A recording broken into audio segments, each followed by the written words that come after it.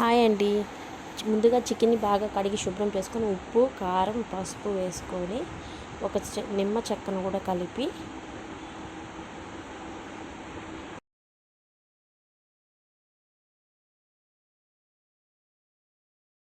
Two table spoons అల్లం paste, ఫ్రెష్గా రుబ్బిన అల్లం పేస్ట్ని కూడా వేసుకోవాలి. 2 టేబుల్ స్పూన్స్.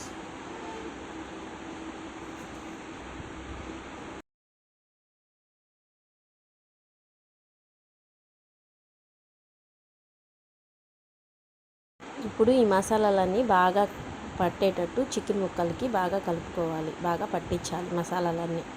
ఈ మసాలాలన్నీ బాగా కలిపి చికెన్ ముక్కలకి బాగా పట్టించాలి. ఇవన్నీ పట్టిన తర్వాత ఒక 2 అవర్స్ కానీ 1 అవర్ కానీ ఫ్రీజర్లో ఉంచుకుంటే మసాలాలన్నీ బాగా చికెన్ ముక్కలకి పడతాయి.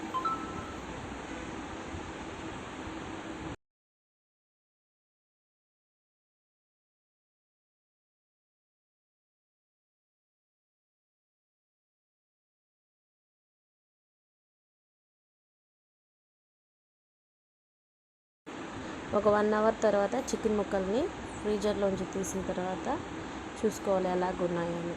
చూసిన తర్వాత ప్యాన్ పెట్టుకొని గ్యాస్ మీద స్టవ్ ఆన్ చేసుకొని ప్యాన్ పెట్టుకొని ఆయిల్ వేసుకొని ప్యాన్ హీట్ అయిన తర్వాత చికెన్ ముక్కల్ని మసాలాలని మళ్ళీ ఒకసారి వేసి ప్యాన్ హీట్ అయిన తర్వాత చికెన్ ముక్కలని ప్యాన్ మీద వేసుకోవాలి.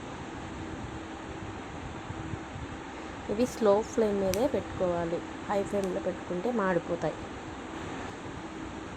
ఫైనల్గా మన చికెన్ ఫ్రై రెడీ అయిపోయింది. Leg piece fry ready. Please subscribe.